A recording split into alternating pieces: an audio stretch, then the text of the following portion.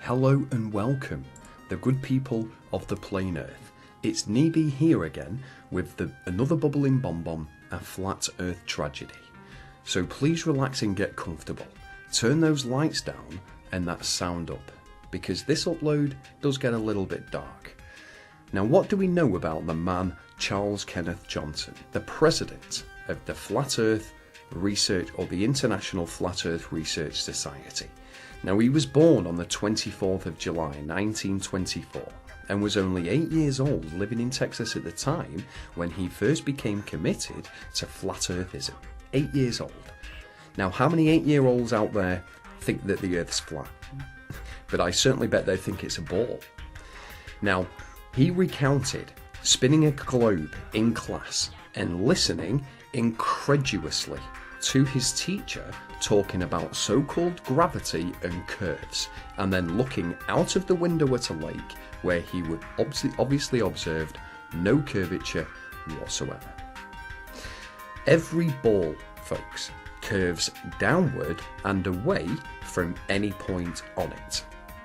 Every ball, which the Earth is certainly not one. He was an articulate defender of his belief of this flat plane, and he was a forceful and very fluent writer, and he certainly loved to drink coffee by the gallon and have a nice cigar too. Him and his wife, Marjorie, also a keen flat earther, were America's pioneers into the cosmos, were once referred to as the last pocket of individual thinkers in the English-speaking world. The white-bearded, very softly spoken Mr. Johnson was the president of the International Flat Earth Research Society.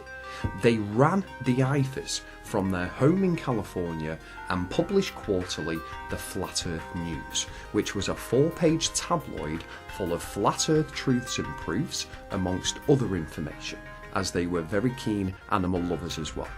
19 copies of the Flat Earth News will be below for your perusal. Now, they are great, as it reminded me of when I used to wait for the latest copy of the Beano when I was a boy. But he distributed newsletters, flyers and maps, amongst other promotional materials, to anybody who asked for them. I wish he was a neighbour of mine at the time. But he paid for the tabloid through annual dues of memberships, which ranged from $6 to $8 to $10 over the course of his leadership of IFAs. But Johnson maintained that the Earth was not a planet, obviously. It was a disk of unknown dimensions with the North Pole in the middle. For him, nobody knows anything about the true shape of the world, he says. The known inhabited world is flat. I would say that the dome of heaven is about 4,000 miles away, and the stars are about as far as San Francisco is from Boston. The sun and moon, each 32 miles in diameter, circle the disk Earth at a constant height of 3,000 miles.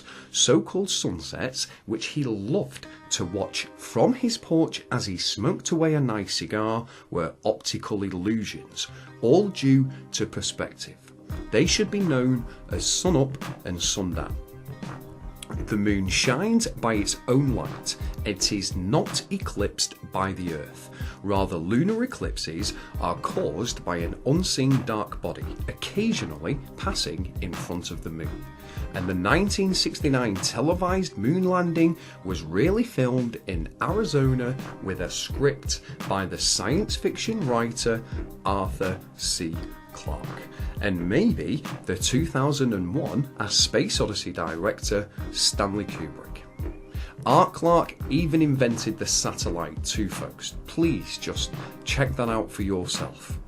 It should be noted that the IFAs was the original that he took over from the late Samuel Shenton in 1972, not the Flat Earth Society. Please check out the last upload that I did in case you missed it. IFAs is the society traces its origins to the Universal Synthetic Society, founded in England in 1832 by Sir Burley Rowbotham, Parallax, who is the grandfather, if you will.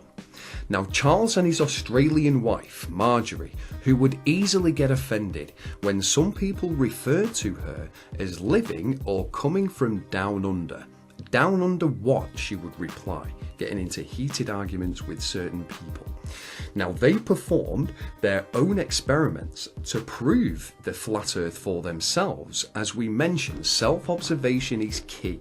They measured the surface of Lake Tahoe in Northern California to arrive at the same conclusion. Furthermore, Johnson insisted that his wife did not hang by her feet when she was young, in a place that should never have been called down under in the first place. Now, he does mention that they are two witnesses against the whole world. We've chosen this path, but it isolates us from everybody. We are not complaining because this is the way it has to be, but it does kind of get to you sometimes. He had always insisted that the globe theory was invented by scientists, the same old gang of witch doctors and sorcerers, tellers of tales and priest entertainers, attempting to obliterate real Christian beliefs. Johnson was convinced that Jesus believed in a flat earth because he had ascended into heaven. And if earth were a ball, then there is no up and no down. Well, I ask you on the other side of the screen, if you are a believer in the ball, well, remember, you cannot believe that there is up or down. And how ridiculous is this notion? Because I walk downstairs to make a cup of tea to come back upstairs to drink it. It's madness. Now, he was an aeroplane mechanic for over 25 years. So within this time, he had begun to correspond with the likes of Samuel Shenton, and Charles had even tried to contact Leo Ferrari, which was the so-called president of the Flat Earth Society. He thought that their shared information would and could benefit the masses in a massive scale. So anybody who wanted to know the truth about the Earth, their information together could be really, really beneficial. Please could he send him a copy of their magazine he wrote on a couple of occasions, and received nothing. No reply until finally, when Charles had written a final letter to Leo and the Flat Earth Society, thanking them from the bottom of his heart and adding, if he doesn't hear back this time, then they know that they are the enemies of the Flat Earth work. But this time, they got the response, but not the one that they were looking for. He received not a book or a pamphlet or a magazine, no. He received a simple Flat Earth Society paid application form. Brilliant. Furthermore, research into the Flat Earth Society had proved that Ferrari was literally using the Flat Earth as some kind of a joke, some type of a gimmick. Although I have seen Ferrari talking a little Flat Earth truth in the documentary, the bottom line was he was still a jester to the truth, if you will. And the Flat Earth Society is certainly a place to avoid if you are seeking real proof and truth. Shenton specified before his death that Johnson should replace him as the Society's head of IFAs, and so it was to be. By the mid-1990s, he had got that membership of IFAs to almost 4,000 members. Now, those members were given certain membership cards, certificates, maps of the flat earth, and it's this one that you can see now. And remember, this is all pre-internet. And then, folks, unfortunately, tragedy struck the Johnsons in the late September of 1995. His final years on this plain earth, folks, would be forever tarnished in a near fatal attack on them. Now, there was a fire, or what he called a deliberate arson attack on them.